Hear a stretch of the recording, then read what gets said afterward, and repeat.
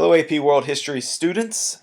If you're looking at this video, you're probably studying or reviewing for your AP World History exam. And I hope that this video helps you on that path. This is the first of several videos that I'll be making to help you review for this exam. In this video, we're looking at period 1, which is technological and environmental transportations all the way to 600 BCE. And hopefully through this video and others you will have a good idea of the key concepts for the AP World History course. These key concepts are published by the College Board. For our period 1 review, I want to remind you before we get started that this is about 5% of your AP World History exam. So it'll be a few questions at most, but still is fairly important for understanding some of the basic foundational concepts of the course. To help you with understanding these key concepts, I provided a review packet that you may use for the AP World History exam. It is linked in the description down below, so I encourage you to print this out and fill it out as we go through these key concepts. If you want to look up more information on these key concepts, two of them that have helped guide me through even teaching this course are AP Worldopedia and Freemanpedia. These are two excellent free resources that you can use to help deepen your study of world history, and I encourage you to take a look at them. Let's go ahead and get started with key concept 1.1. This is called Big Geography and the Peopling of the Earth. Basically how humans started moving around and adapting to this island we call Earth. So archaeological evidence indicates that during the Paleolithic era, that is the era before farming or the Old Stone Age, hunting and foraging bands of humans gradually migrated around Earth, beginning in East Africa, then moving to Eurasia, Australia, the Americas, and they adapted their technology and cultures to these new climate regions. So on your review packet, I've asked you to trace the migration of humans from their origins in East Africa, which you can see on the map here, around the world. Just use arrows and lines to show their people's movement around Earth. And you can see here generally with this map where people went and roughly the time that archaeologists think they might have moved there. So from Africa, then throughout Africa to the Middle East, South Asia, Europe, during the last ice age to the Americas, where humans migrated throughout. Now humans, as they migrated to these increasingly diverse regions, had to develop, of course, diverse and sophisticated tools. One of these was fire. And if we look at the uses and effects of fire, we see that it sterilized food, which made cooking food easier, or made cooked food, easier to digest. This led to better brain development in humans. Fire could also serve as protection against predators and allowed humans to adapt to colder environments. In addition to fire helping humans adapt to new environments, we also see new tools for hunting. The development of knives and arrowheads, axes and sharp spears allowed humans to adapt to whatever environment, whether it was fishing or hunting big game or hunting small game, depending on where they lived. As a group, in groups, people lived in mostly small groups. They structured social, economic, and political activity around these kind of small kinship bands. These bands of people would exchange people, ideas, and goods with one another, albeit in a much more limited local sense. This pretty much is everything that you need to know about Key Concept 1.1. Although if you want some more in-depth information, go to those websites I suggested.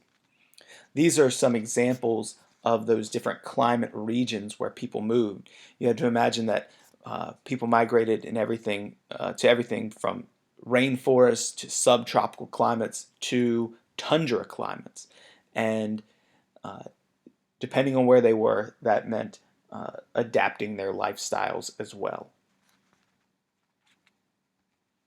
Looking at key concept 1.2, this is dealing with the Neolithic or agricultural revolution and early agricultural societies. So, beginning about 10,000 years ago, the Neolithic revolution led to the development of more complex economic and social systems, possibly as a result or a response to climatic change. Permanent agricultural villages emerged first in the lands of the eastern Mediterranean, but agriculture also emerged at different times in different places. So we see agriculture emerging in Mesopotamia and the Nile River Valley, the Yellow River Valley of China, Papua New Guinea, the Indus River Valley of South Asia. It's found in sub-Saharan Africa, and then of course in the Americas, especially in Mesoamerica and Andean South America. Depending on where people were, they of course domesticated whatever was locally available to them, plants and animals. In Mesopotamia, we see wheat, rye, barley grown, and goats domesticated. In Africa, it was yams and cattle. In Southeast Asia, different varieties of rice. In Mesoamerica, maize or corn, as well as beans and squash. And in South America, the development of potatoes. So, depending on where people were, they were domesticating different things, and the development of agriculture occurs in these regions at different time periods as independent inventions. Now, pastoralism also had developed by this time period. It developed mainly in Afro-Eurasian grasslands, and it was, some people believe, a transition to farming. People first learned to domesticate these animals and follow these herds, and then as they returned to the same grazing lands each year, they discovered perhaps that crops were growing in the same place, the same time of year each year, and that perhaps they learned to farm from that. That is one kind of theory of the development of agriculture. Pastoralism, of course, could negatively affect the environment when lands were overgrazed. Agricultural communities also adapted to their environments. People had to work cooperatively to clear land and even to create water control systems or irrigation systems. As we'll see in time period 2, the Qanat system of Persia and the Shaduf were new ways of providing water for these groups of people. Of course, that drastically affected environmental diversity as well, when people were growing crops maybe in regions where they traditionally would not grow, as humans learned to mold the environment to their needs. Agriculture and pastoralism, as they develop, also transform human societies. Pastoralism, for example, was a step toward agriculture. If we're looking at the effects of these on your review packet, you'll see that pastoralism is a step toward agriculture. They served as intermediaries in trade. Of course, we know that there was some overgrazing and environmental erosion. But if we think socially, most of these people were egalitarian. In agricultural societies, we see the development of social stratification. When there are more abundant and reliable food supplies, populations increase. And that allows people to specialize their labor because not everyone's job needs to be procuring food for the group. So if not everyone needs to farm, for example, you might have people more responsible for making certain crafts, or for selling and trading goods, or perhaps for writing, or for defending the food supplies and the people of your civilization. Some have to organize all this and they might become government officials. Some might need to perform certain rituals so that the gods keep providing year after year. They might develop into priests. And of course, someone oversees this. They might be your top dog, your king. So we see this specialization, this social stratification occurring in agricultural societies. Of course, these would normally occur in places where villages and cities develop. We'll see government develop, more complex religion, language, and writing develop in these places as well. Both pastoralists and agriculturalists are going to see populations rise due to more food being available. Now, alongside the development of agriculture and pastoral life, we see technological innovations lead to improvements in agriculture production, trade, and transportation. For example, here are some of these technological innovations. Pottery, which could be used to store food or store grain. Plows, which would prepare fields to bring better agricultural yields. Woven textiles to store goods or just for clothing that allowed people to adapt to environments. Wheels and wheeled vehicles for warfare and for transport of goods. We also see metallurgy develop. First, bronze tools and later iron tools to help people better adapt to their environments and carry out their way of life. Sometimes this might lead to war, of course.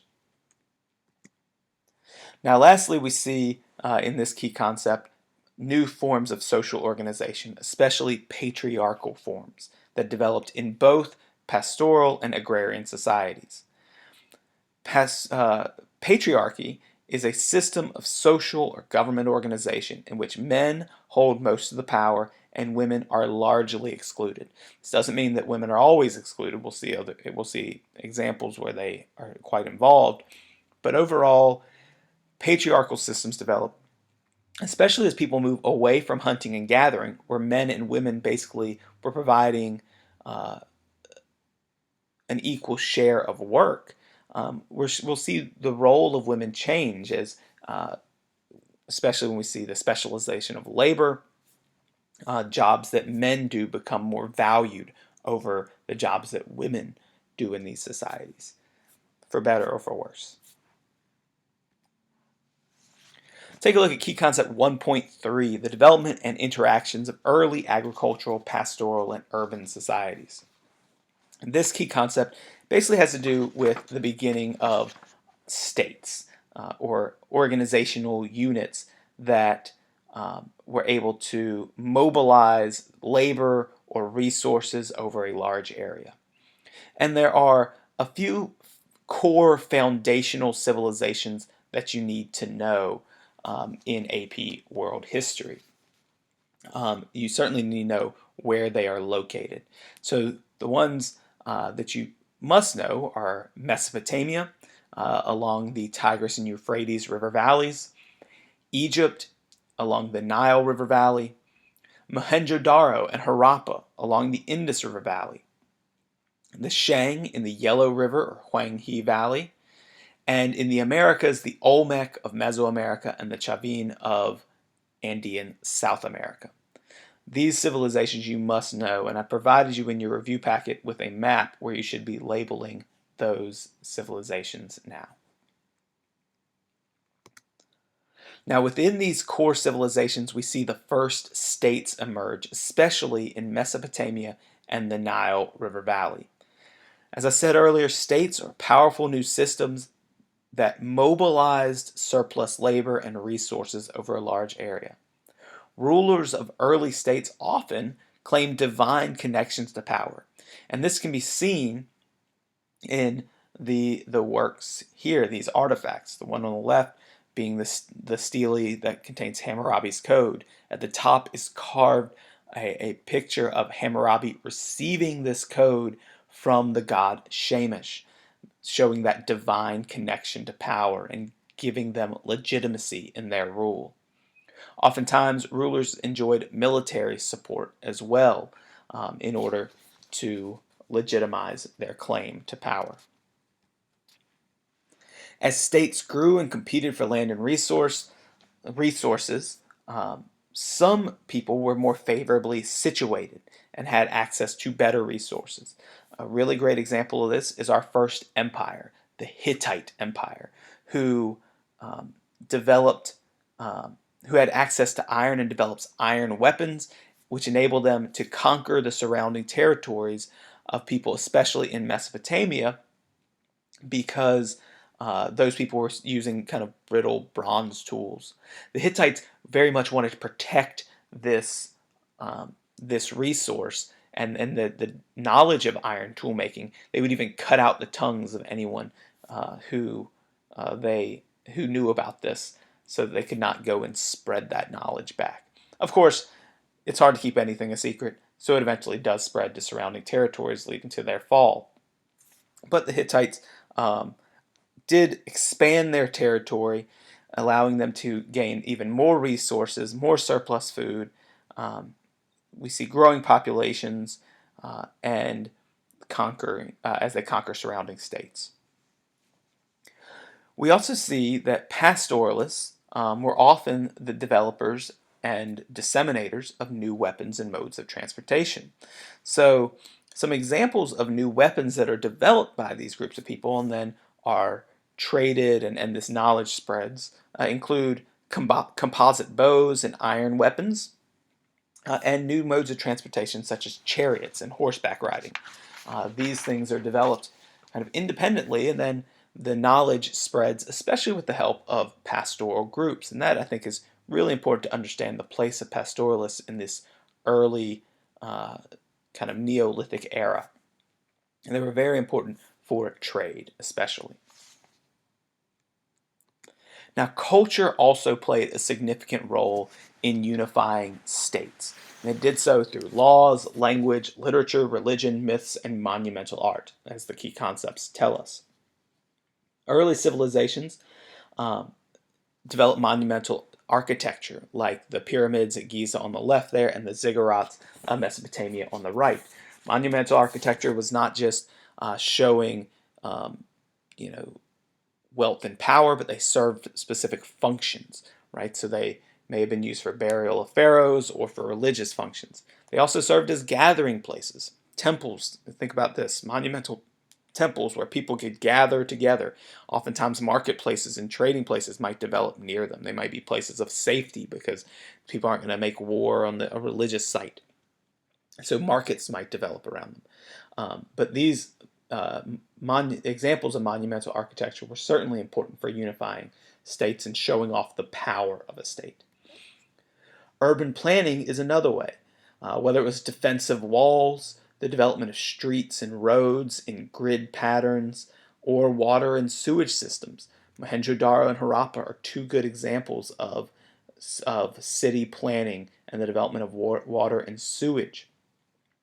In South Asia, it would take a government to organize the development of these very kind of highly advanced ways of organizing groups of people.